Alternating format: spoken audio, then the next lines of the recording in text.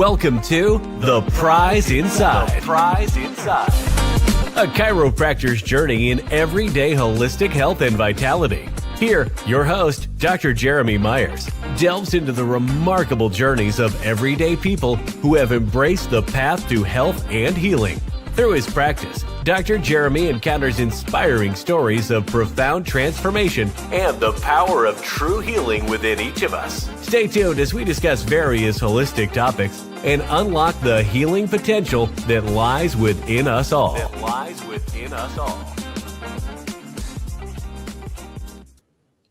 All right. Good evening, everybody.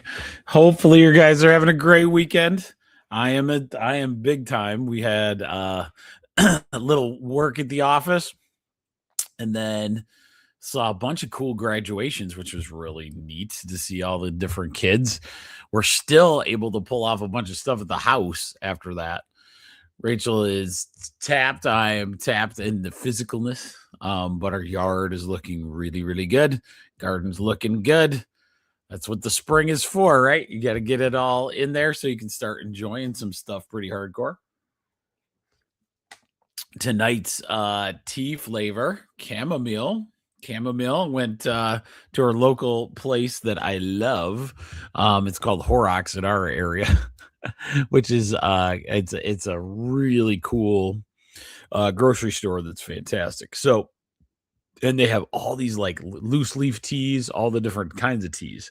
My kids, if you haven't seen, if you're a subscriber to my channel, you would see that we did a whole video on hibiscus. So I went and got hibiscus tea and tons of medicinal purposes. A lot of good stuff for blood sugar too. And so hibiscus, it was one of the most flavorful teas. And so my two daughters like burned through it pretty quick. So that was pretty cool. Other than that, tonight, we did all kinds of garden stuff, finished up a lot of different things. I have a small, I'll put it up as we go. But I have a small greenhouse. Rachel and I had decided, we kept looking at different greenhouses and they're very large. And for what we do, we were like, man, and I had a patient come in and he had what they call, Rachel knew what it was, but I didn't. It was like a greenhouse window.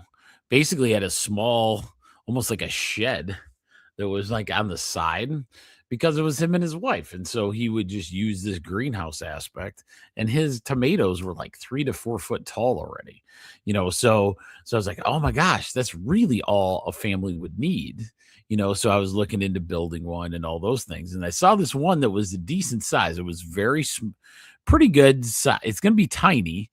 But I got to put it together. I figured might as well start with a kit because I'm so construction. I'm getting better. I swear I'm getting better at the carpentry, but that means I got to go through a lot of wood to become better, if that makes sense, which is normal.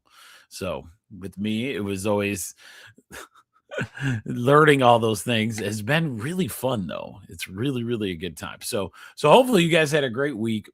Enjoyed this beautiful weekend, and tonight is going to be interesting. So before that, remember to subscribe to our newsletter area. So if you miss anything tonight or any of those, we do a little, I can use AI and do this newsletter right after this that catches all the points. It's like basically giving you the notes of anything you missed, and then you can go back, right? And so sometimes when we do the herbal ones, that can be a tendency. People ask me like, how much do you take and all those things. And rhodiola is one of those that is in the family of the adaptogens. So this one's a pretty exciting one that we do tonight. Oh, that is so funny. Julie. Okay. So Julie and I had a conversation this week. Hey, hi, Jeromy. This is Julie. I just came in to hear you because we talked about like, it's so nice out at about 8:30 at night. You're just kind of getting out of it. I'm going to tell you something that is super profound, but the last few years, ever since I got into the herbal, herbal type situation. It really made me go from a city kid to really enjoying the time you get to spend outdoors. And almost every time, I eventually never come inside very much because there's so much cool stuff and so many things we can do, and I always say, like, God puts you in certain roles. Like, one of my college jobs was for 2 summers. I did landscaping for a bigger company. Now, I didn't do any of the skill set stuff. Those guys are the master landscape guys, were really, really good, but I learned a lot. I was the grunt that would move stuff around. But yeah, a lot of times, but you learned a ton, like a ton of just different things you can do per yard. It's fantastic. So just get out there, explore, try some stuff. Like, our backyard's looking more and more magnificent each time. Rachel put up these cool lights over this patio that we did. And those are the things. Those are the things, guys. Those are the things that turn or will get the needle turning in the right direction, for you in all aspects, in health and vitality, all of those things. So remember too, I'm gonna have I think I figured out how to do a webinar series. So we're gonna have a sweet webinar especially for my 1% tribers. I figured I was gonna do this on in person one. Still probably will do that. But now that it's nice out, it's kind of tougher to do. And then I do that middle school robotics thing, which takes up a lot of the fall, but the fall might be the time we do the in-person one anyway. So with that said, let's talk about, Tribe, don't forget the newsletter, Tribe1, TRIB1.substack.com. Please give me a thumbs up, a like, a subscribe to our channel on The Prize Inside a Chiropractor's Journey on YouTube, The Prize Inside a Chiropractor's Journey on Rumble. Both of those places will find old recordings. One of my favorite ways to listen to videos is maybe not be able to catch the live, but then later, and that will allow you to do that. So with that said, let's talk about this. Unlock natural resilience, how Rhodiola Rosea helps people beat burnout. And if you know, and you've been following me for a while, this is in that category of adaptogens. So be ready. It's going to be good. It's a pretty good one. Very simple herb tonight. So let's go with that. All right. So here we go. So let's talk about the history of rhodiola. I thought this was pretty cool because it's more of the Nordic winter kind of herb, which is really kind of cool as an herb. Now, with that said, well, we'll talk about that as we go. Let's do the history first. So Rhodiola rosea grows in cold, high altitude regions in Europe, Asia, and North America, Siberia, Scandinavia, the Alps, and the Arctic. It has been used for traditional medicine for centuries. Ancient records, Greek physician, this guy named Dioscorides, mentioned it in the De Materia Medica long time ago, for its medicinal properties. Viking and Scandinavian use, warriors and hunters consumed it to boost endurance, strength, and resilience in harsh conditions. Traditional Russian Siberian medicine valued as a tonic for fatigue, infections, depression, anemia, impotence, and enhanced physical and mental performance. It was officially recommended in the Soviet Union in 1969 as a stimulant against fatigue. That's pretty cool. So you can see where it's kind of, instead of going in this ashwagandha Indian climate, there's another one, right? Ashwagandha. Think that, we've talked about ashwagandha before, and adaptogen is kind of a protector of all body, right? So it's a really good protector that way. And in other cultures, rhodiola was used by the Mongols for colds and flus and cancer support. In Norway, they used it for hair growth and scurvy. and by the indigenous Arctic peoples for cold tolerance and energy. So biggest thing out of all of those is it spanned the test of time for what? Energy. Now, one of the things we have to understand before we keep going is sometimes I think in supplement world in general, in a lot of different areas in general, why do certain foods affect people in different ways, right?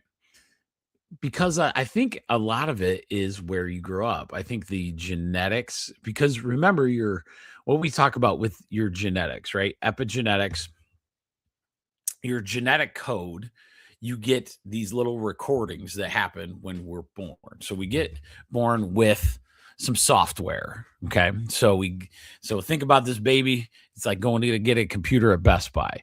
It'd be kind of a worthless computer to you if you didn't have some software already built in to be able to turn the on button. Unless you're a super computer guy nerd that could start it from scratch, a lot of us would really like some software to be loaded up on your computer. And sometimes where our genetics are from, let's say it's from a colder climate or more tropical, that's going to help us understand what herbs will actually be better for us. So this one, rhodiola, is one that possibly, then it is not true all the time, could be a better, more effective adaptogen than ashwagandha for people that are from the Scandinavian, Nordic, those type of climates, right? So I'm Irish and German, so it's kind of in the middle-ish. I think Ireland's a little colder, I'm sure, but Germany, I got some cool patients from Germany. It's great. They're like, it's about the same. Sometimes they think our winters in Michigan are a little rougher than, than theirs, but it depends on where you're at, obviously. But the idea is that maybe the rhodiola with places that have a winter climate might be a better adaptogen than if your genetics were, let's say, from Florida. Let's say. I knew this was going to happen. I think, yeah, here it comes. So we're going to have to fight through the noise of the child coming in or Rachel's coming in. So we had these chickens. It always makes for the podcast really good, though. So you all know that. So Rachel we got these little chickens, and she made this cool little fencing area, and it's working really good. The problem is we got to keep looking and going, okay, are they in? Are they out? They've gotten a little bit of the freedom. So the next few months, it'll take a minute for them to get to where they need to go, but they're not big enough yet to go out on their own in free range like I love them doing. But anyway, so think about that as far as genetics go. Sometimes, maybe you say, all right, what, if I'm, my family was Eskimos from Scandinavia, maybe ashwagandha, the Indian root, wouldn't necessarily be your best option versus a rhodiola. So that's the gist of that whole thing. Okay. So let's talk about the medicinal benefits of rhodiola. And number one, when you hear adaptogen, remember what we talked about with adaptogens, it's kind of a healing through the entire body. Adaptogens kind of affect all the body endurance, healing, energy, those kind of things. That's why ashwagandha is such a big popular topic. So rhodiola is best known as an adaptogen that helps normalize the body's stress response. So that's the biggest thing. The key benefits supported by studies include reduces stress and burnout. Okay. So it actually lowers the cortisol response, improves symptoms of stress-related fatigue, and helps with emotional exhaustion. Clinical trials show it improves mental performance under stress and reduces burnout scores. It combats fatigue, which is kind of cool. So let's say you're chronically tired, chronic fatigue type syndromes. It can enhance mental and physical energy. reduces perceived exhaustion, and shortens recovery time. Effective for prolonged or chronic fatigue. So this could be a good one. So remember rhodiola also when it does that, like how I'm feeling now. And if Julie's watching, when you work out in the yard as hard as you do right now, your body goes through oh my gosh, it feels so good to work that hard. But at the same time, what can get that energy boosted up? Potentially like a rhodiola tea, right? So that's pretty cool. So we have a mood and mental health support as well. It could actually reduce the symptoms to mild or moderate depression and anxiety. It improves concentration and cognitive function under pressure. One of the biggest reasons I wanted to go into this because not a lot of people know or understand what rhodiola is, and that it can go in this really good direction. He has some physical performance. This is medicinal benefits continued. So there's physical performance. So you can boost endurance, time to exhaustion, and exercise. This is a fascinating herb this way. So not only can it do some mood improvement, it reduces cortisol levels, which always will improve the mood. But it can actually help with increasing endurance, which is really cool. It increases ATP and energy metabolites. So it's very useful for athletes or high demand lifestyles. So this is another reason, you're out in the yard. I believe that's a high demand lifestyle. I do try to do CrossFit workouts on a long time, for a thing. And doing a rhodiola could potentially give you that extra endurance. So this could be another thing to kind of add to your physical performance. Potential benefits. So there's some potential ones as an antioxidant, an anti-inflammatory, neuroprotective, and immune support, and it has some immune supporting effects. And some research says it can do some blood sugar regulation, heart health, and anti-aging properties. That's why it's kind of one of the reasons I picked it, because I kind of saw it in the ether of, the social media, because as an alternative to ashwagandha, because the results they're getting there on some of these other things, but just the pure lower the cortisol level is the big thing. So now, as we're talking about the cortisol, so cortisol, remember, that's kind of your stress hormone, essentially, right? So we have this stress hormone, and that's that fight or flight. So like a lot of us live in these high octane jobs, and it causes a lot of these high stress environments. One of the things we can do is, try to help reduce or monitor, because a lot of times let me talk to you about this. In my head, I think we're doing, part of our biggest problem is some of the stuff that causes us to go into this fight or flight are literally not physical stuff that we would our top body would typically go through as fight or flight. What do I mean by that? Let's say we watch a scary movie. We have high stress environment at work with, let's say we don't like the people that we work with, or, something like that. There's fights. There's a lot of emotional things that increase that cortisol level that kind of alter your body's mechanics, because a lot of times your body's waiting to use that cortisol as a more serious, I'm getting chased by a lion kind of situation. Okay. But what happens is over time, because we have so many of these little, almost the mental hits with the cortisol, we can become out of balance pretty easy. And to find something that could help that could be a major plus in what we're doing. Okay. All right. So I think that's it on that portion. Okay. Now, I really want to go over this because you don't know. You guys might want to actually grow it.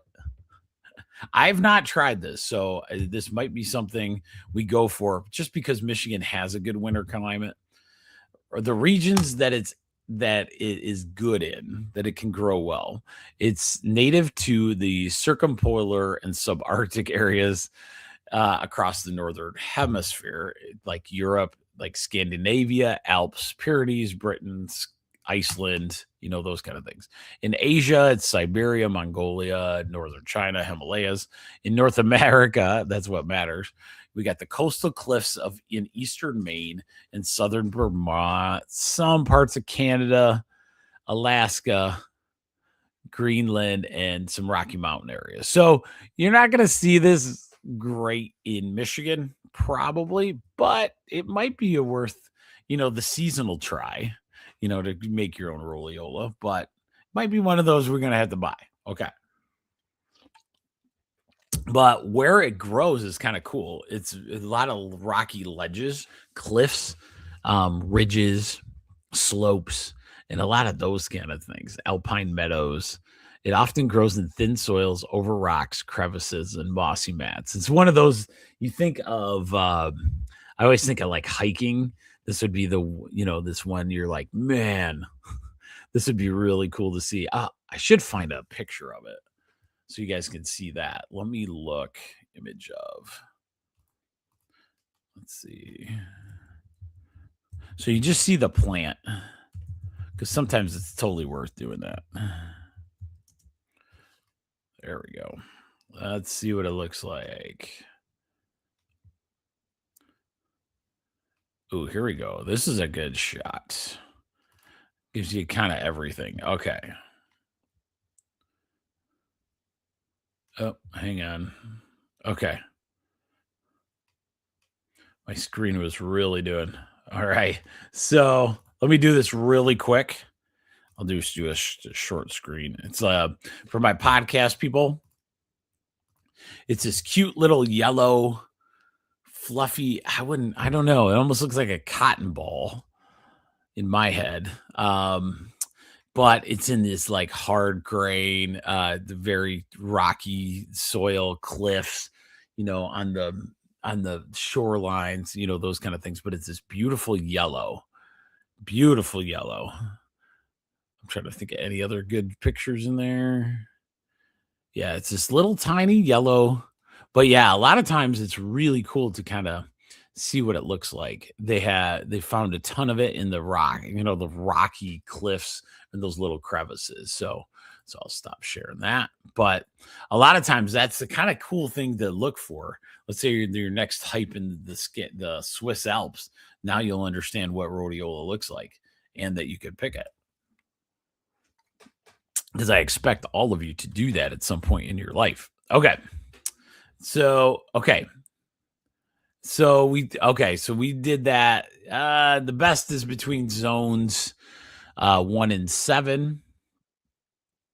It loves subarctic conditions and tolerates extreme cold, but grows slowly in the harshest area. So you just want to avoid hot and humid, mild winter climates. Okay. High elevations, full sun, well drained, like sandy, or it might work in, I think if Julie's still on, I think we're zone 5 or 6, if I remember right. I always forget this in Michigan. So it could have an actual potential of growing your own rhodiola. Successful cultivation areas include parts of Canada, Alaska, Finland, Sweden, Poland, and cooler mountain regions elsewhere. Your yields are possible in places with cool summers and cold winters. Biggest thing is like, this is kind of this could be one of those that's hard to get, like if people understood the power of the rhodiola. So I would suggest making this one of the ones that you put in your medicine cabinet. Okay. It's slow growing, 5 to 7, or it's 4 to 5 years to mature to harvest. 4 to 5 years. It's excellent for rock gardens, raised beds, and containers with gritty, fast-draining mix. So it could be one of those things, but in Michigan, we definitely have opportunity to do that. So just remember that one, but it might take you a few years to get there. Okay. So how do you take rhodiola? Rhodiola, Being an adaptogen, it's going to be one of those ones you could, there's going to be a lot. There's going to be always where you want to check for side effects if you have to take a lot of different medications. So always consult your doctor, those kind of things. Oh, Julie told me zone 5. Yes. So Julie told us zone 5 is where we're at. I'm not going to forget that, Julie. God, she's had to hit me up for that like 3 times. So zone 5 means that rhodiola can be grown in that area. Just remember all the pieces. It's cool environment. So here's how it goes. So the standard dose, normal dose, not let's say not a medicinal dose. We'll talk about that. So it's 200 to 600 milligrams per day of the root extracts, usually between 1 and 2, like two doses. So 1 in the morning, 1 in the afternoon. Lower doses, 50 to 200, may suffice for daily stress prevention, higher for acute fatigue. So somebody is in the chronic fatigue mode.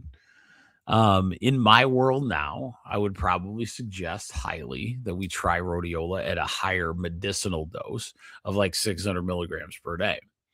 But if you're one of those that just needs this light stress prevention, want to get a little more endurance in the day, then maybe start with like 50 to 200 milligrams and see how that goes. See how your fatigue goes. That's really the thing. This one, the forms are capsules typically and tablets.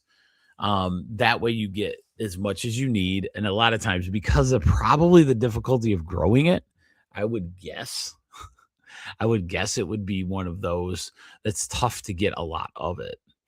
Tinctures, powders, or tea. So all of those are available. But for timing, I would take it in the morning or early afternoon. It can be stimulating and may interfere with sleep if you get too late. So just remember, anything that gives you energy, that goes for ashwagandha as well. Weirdly, it would reduce your cortisol level. But if it's energetic to you, you really want to be careful at night, making sure that it's a nice one. Like tonight, I'm doing chamomile tea, which has been fantastic. I put a little too much in my little jar. You should see how this thing works. I have the coolest cup. One of these days, one of these companies is gonna, when I get a sponsorship, I gotta call these guys because this cup is amazing. So it has like loose leaf tea. There's a little metal piece, and then you just pour in, and then you can just, you want to steep your tea, right? Like 10 to 15 minutes. A lot of people miss that point, and you miss a lot of the medicinal properties. Chamomile has a lot of muscle relaxing, it's a great nerve tonic, great for like at night, nighty-night kind of tea, right? And chamomile's so nice on your body. It can be really good. But, rhodiola could be one of those as well for an early morning pick-me-up type tea, but it might give you too much energy at night. So you might not want to do that as much, right? Okay. Like most herbs that we always talk about, sometimes doing it in a cyclical form, not doing it all the time, but giving yourself a break once in a while, can be one of the best ways to do it, especially if you see that there's a value in, all of a sudden you're like, man, my energy is like way better, right? You want to keep that going. So many use it for 4 to 12 weeks and then take a break. It often starts working within days or to a couple of weeks. The safety on this is very well tolerated for up to 12 weeks. There's some mild side effects that can be occurred, so I'll tell you those, but this goes with, pretty much every herb. So you have dizziness, dry mouth, excessive saliva, headache, insomnia, rare standard. And so consult a doctor if pregnant, breastfeeding, or any medications, especially antidepressants, blood pressure, drugs, or autoimmune thyroid conditions. Okay. So those are all ones you want to make sure you're getting doctors, you and your doctor working together on it. That makes a lot of sense. I would do that, especially if I'm on any of those situations. The biggest thing is like, usually if there's a slight side effect to it in the herbal world, that means it's got some really good effect. And so if you can get out of, get an energy booster out of like a natural energy booster versus, Coke, pop, whatever, that's a big deal. And so that's why I wanted to introduce rhodiola to us. One, also, like I usually do, I'm a selfish podcaster. I'm doing this because I wanted to do the studying on it to see, is it a post workout? Is it a pre workout type situation, especially for myself and my athletes could use this, right? So the younger kids are going to have a better, it's a very good, like getting into the herbal world with kids is so good, especially if they're willing to attempt different things, and it could give you that one edge up in fatigue, and so one of the things that's always been a thing, I'm a big, huge sports fanatic. I coach a lot of things. I've coached a lot of things. One of my ultimate goals in this world is to make sure that my kids that are doing sports in all aspects are mentally and physically prepared, going into whatever sport. One of the things is hard to watch is some kids burn out. They work so hard at their sport. And nowadays it's even harder that way. One of the problems is that we have terrible schedules for them to eat. So half of them don't eat enough calories. We push them in different ways, which is awesome, and they can do it. But one of the biggest things is like understanding foods, monitoring them as that kind of thing goes. Because, one year I watched, a team and, I've taken care of a lot of kids on a lot of things. I had one kid and he was in 3 different sports at the same time. He was on a varsity level something. If I give it away, it might not. There's a very high level varsity player. He was doing a travel team on the weekends, and then he was doing general practice for this other sport, right?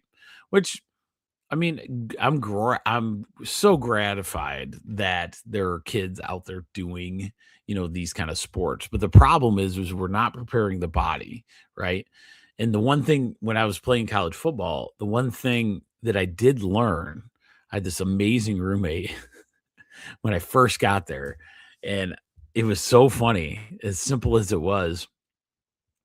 I get into a second day of practice. So we have these big, long, 80-degree. I'm 285 pounds back then, hate practice all the time. You're dying, that kind of thing. So I'm barely moving. And the kid that was in my room, you're talking Division 3. So Division 3 is a bunch of kids that just love the sport. They're not there because, they're such a good athlete, that they, just naturally came. Sometimes that happens, of course, at D1, but a lot of times D3 kids are just doing it because we love the sport. And this kid's down and he has this beautiful stretching routine. He keeps stretching his hammies, and it's all these things that he had like 10-20 minutes of just a stretching routine. And I'm just staring because all mine was Cheetos on my belly and seeing how many of those I can do with my hand stretch. That's about all I had. So I'm watching him, I'm like, man, that's pretty good, and because one of the things that was happening was I'd never been hurt, at that moment, especially as a freshman or whatever. I never got injured or anything like that. Well, then the moment I got injured, because I was surrounded by such a great team, it helped a ton. But you started learning, like, man, you could really recover from an injury, like mine. Because of the team, I had this great physical therapist, that roommate that was showing me all these stretches. We're starting to learn, like I was so addicted to weightlifting my whole life that I could feel as I'm working out and improving that, you could actually feel the improvement in that injury, for societally, We always feel like an injury is like the end of the world. And what if it's the beginning? What if it's the beginning and you're going to be even better? You know what I mean? But with some of these other tools, it can be there. So, gosh, that was a horrible rant tangent. Okay, so let's bring you back to rhodiola. But rhodiola, the reason I'm bringing that up is because of that.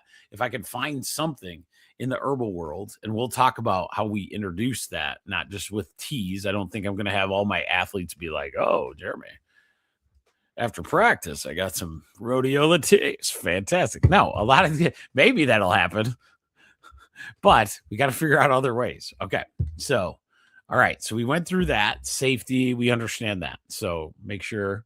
Okay, so now is my favorite part of tonight, which I love, is what we do, the recipes. So when we have the rhodiola recipes, we always try to find herbs. I search everywhere. I use actually AI for a lot of these recipes because I'm like, find me recipes that have rhodiola in it.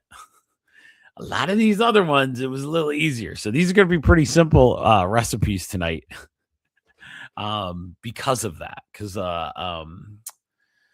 some nights we've had a few really good recipes out there that you can like introduce this to your actual staple diet.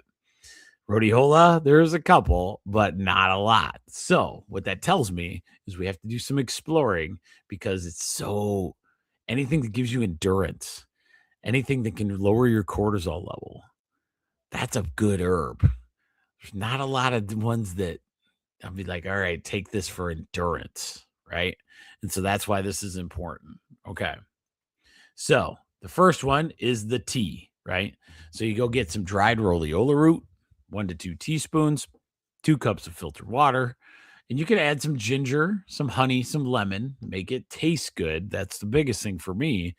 And then, simmer for 10 to 15 minutes or steep it for 10 to 20 minutes and then drink a cup of 1 to 2 cups a day. Okay. So anytime you drink a tea, there's 2 things that happen. One, you're not going to get necessarily any of the side effects type situation because it's such a lighter way to take it. Okay. So it's a very safe way to take almost anything. The problem is to get the medicinal dose. Let's say you want to take it at a higher level and see the actual medicinal changes. It's going to take more. It's just going to take, significantly more. So you're going to end up having to do like 1 to 2 cups a day, just to get to that medicinal dose level. And so we want to make sure like this would be a good way to introduce it, see if you like it. But maybe if you're going for that medicinal dose, I don't know if I would pick the tea route, except for if you're doing it just for the nice maintenance, like lower stress levels, those kind of things.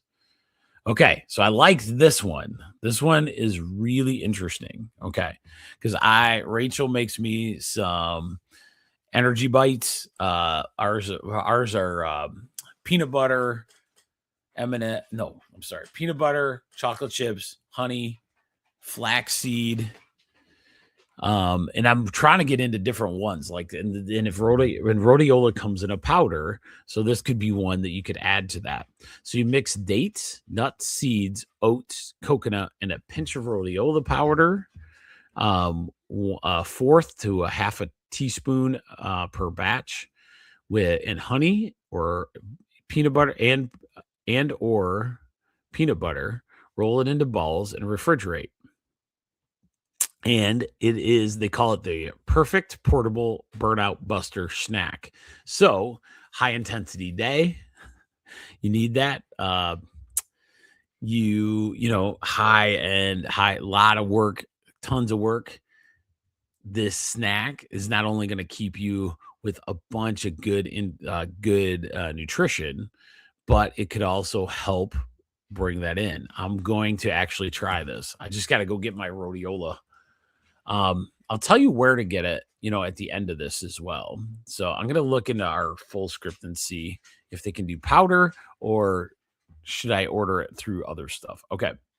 A simple tincture. So typically I'm not going to show you how to do, I would say unless you want to do that, tinctures they're fun, they're intense to make. I would say buy them like through the full script thing. Let me put that little QR code in the corner so you guys have that. Okay, so if you go to this little QR code in the corner of my screen here, full script will get you a rhodiola tincture, those kind of things. We'll start looking. I believe my Amish store that I use is I think they carry it. I'll ask. I'll look at my catalog. But tinctures are really good. They're very tough to they're not tough to make. They're kind of fun that way, but at the same time, there's a lot of time, and so if you want to make sure it works for you first, okay. So a simple tincture, and you take 1 ounce of dried root, 5 ounce of 100 proof alcohol or glycerin for alcohol free. You steep it for 4 to 6 weeks in a jar, shaking daily, and then you take 2 or 4 milligrams, like kind of under the tongue, 1 to 3 times daily. Okay, so I suggest getting that bought for you, and especially with rhodiola being as what I'm thinking is rare, kind of an herb that you won't, plant too much around here and do, but I might be wrong. This will be a challenge for Julie. She'll probably figure it out. I really like this one. The reason I like it is 2 things. If you got the powder, you can really try it with kids and you can see how their energy goes. Let's say you have that kid that's like crazy busy all the time, working out, doing the thing, crazy, like I'm watching Allie go through, University of Michigan right now, and it's like, 8 hours of study time, and then she wants to do, she'll do a club where it's even more mental stuff, right? So a lot of times these type of smoothies can make it all the difference in the world. So this one is you add a dropper of rhodiola liquid extract, right? So the tincture, or a small amount of the powder to berry, spinach, banana, and a yogurt protein smoothie. Kids and adults love that stuff a lot. So smoothies are delish. They always will be delicious, and especially if you get in the habit of them. They are some of my favorite things on the planet, and when you have a nice adaptogen type herb like this, could be worth the try, and then see how your energy does. So remember the smoothie as a booster. Okay. So what are we going to do tonight? Because rhodiola, very specific in what it can do, right? Lower the cortisol level, give you endurance energy. A lot of these other pieces aren't as good, but it's known for that. It's known in these Arctic, and that's why I suggest it, because a lot of times in my Michigan families, I got a lot of people from a lot of different places in the cold environments. And so if ashwagandha is not getting it done as an adaptogen for you, all these other ones, rhodiola could be that other answer. So with that, check out and get some rhodiola. Oh, let me look up real quick while I got you guys here. I just want to see if it's in that full script stuff. So what's cool about the full script, I'll tell you this. It is a way that even if you're not a patient of mine, I can connect with you. So even if you're a listener, I can do it, which is pretty cool. And then we can actually talk through the actual the store. It's really, really cool. And so hang on for me. Oops.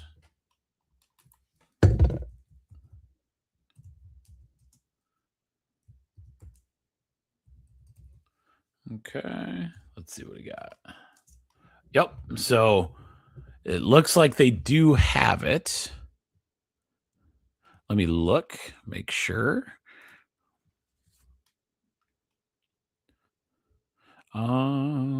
Where's the description? USDA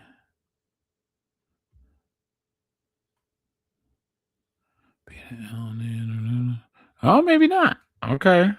Wait. Yeah, there's a few different adaptogens in there. So there are some powders you could actually do.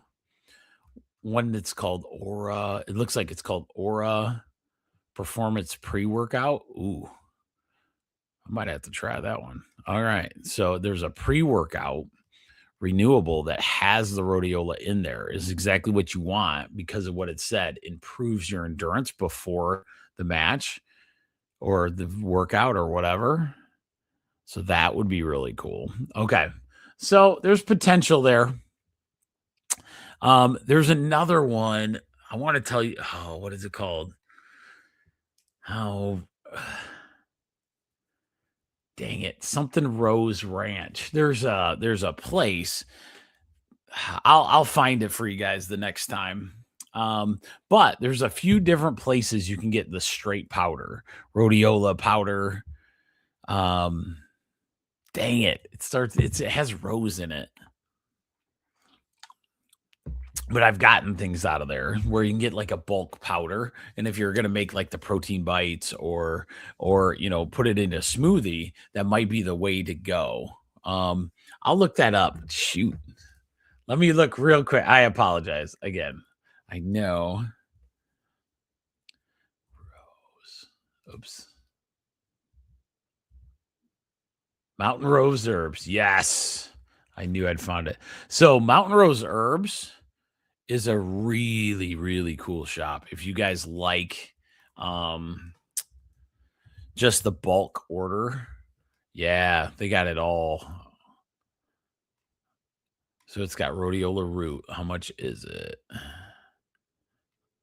So yeah, it's for it looks like, how much is it for a one? Ooh, so about a small bag. Rhodiola is pretty expensive. Rhodiola is pretty expensive. Like a 1 pound bag's like $150. But a 4-ounce bag, that's not a very big bag, is $50. So, but you're talking the purest of the pure guy. And like I was worried about a little bit is that but let's say you can get an extract. So like if you wanted to use it as a tincture or an extract, the best, most maybe economical way would start as a tincture because those are like normal priced, but the powder, guessing that it's a pretty expensive it's one of those that's kind of probably hard to, harvest and everything else. It's going to be a higher priced thing now that you understand the history of it being in really crappy environments for that. So, oh, yes. Thank you, Julie. It's Mountain Rose Herbs. Mountain Rose Herbs, fantastic company. I really, really like it, especially if you're going for like bulk different herbs that you'd like to try, especially if you're going to start eating that way, right? So one of the things that I love about this is that I want to give you guys opportunities to make foods. Don't just think of how many supplements. Like by the time I'm done with the thousands of episodes we're going to do. By the way, I think this is my 170th episode. I'm so pumped. I don't even feel like I've done, 70, but I'm feeling, like that's pretty cool. Trying to line up some cool interviews for, as we go as well. But hopefully you enjoyed that on Rhodiola. Definitely worth the attempt to try to do things. Don't forget about Full Script for it. Try Mountain Rose Herbs. That'd be another fantastic one. Big thing is this week, try to make sure that you just keep working towards that ultimate goal. Every day, 1%. We're going to try to improve what we do each and every time. You can literally change your stem cells. You can literally change your genetics by putting in the work. It's pretty awesome that that's all provable now. So with that said, what was I going to say? Yeah, that's about it tonight. And then hopefully Wednesday night, Whole Health Weekly, we'll have some good articles and hopefully enjoyed our last Whole Health Weekly. I found a new path that I really liked, dialing it in. So with that said, guys, enjoy the rest of your night and enjoy the week. It's going to be beautiful. Get out there, plant something, plant one herb, see how it goes. With that, take it easy. Have a good one.